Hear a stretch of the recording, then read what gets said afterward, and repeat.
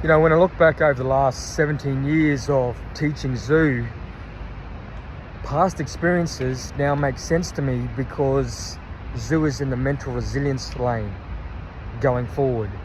And when I look back on different experiences, it's like, so that's why that happened. One of those was the family and I were doing a trade show, a 3-day trade show in LA. I think it was in 2017.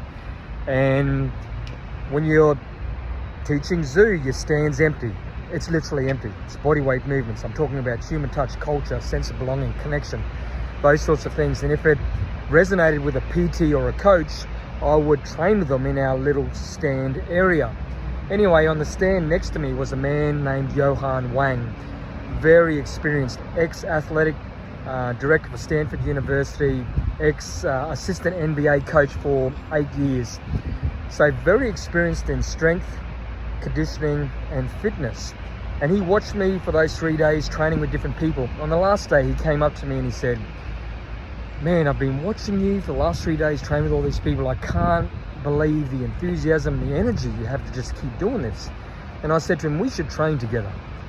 And he said, "I'll only train with you if you wear these." Now on his stand, they were selling these limb constrictors. So you put these bands on your upper arms and upper thighs, you pump them up to a certain PSI, it restricts your blood flow for red blood cell production, something like that. Anyway, I said, whatever, man, so put them on. We trained in the hotel lobby. And I said to him, if I pass you wearing these, you're gonna know about it. Now, Johan, fit man, younger than me, regularly did triathlons.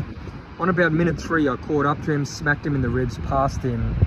And at the end of the session, he goes, it just doesn't make sense to me. You're able to hold an 80-85% heart rate, hold this work rate, wearing these things. I'd love to see your blood under a microscope. Overcomplicates things. That's Americans for you. And when I look back on that now, it makes sense to me because Johan was looking at it through fitness, strength and conditioning. That's the lens he's looking at me for those 3 days teaching zoo. Does that make sense?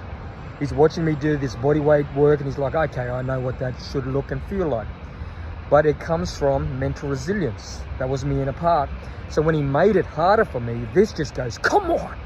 How hard you gonna make it? Come on. Does that make sense to you? Because it's all mental resilience. And that's why I caught up to him, past him, because he wasn't prepared for that. That's why he wanted to analyze my blood work and that. So when I look back on that now, it makes sense. Because he was looking at it from one perspective, which I thought zoo was, fitness, strength and conditioning. But zoo isn't that. Zoo comes from the lane of mental resilience. And it makes sense to me now.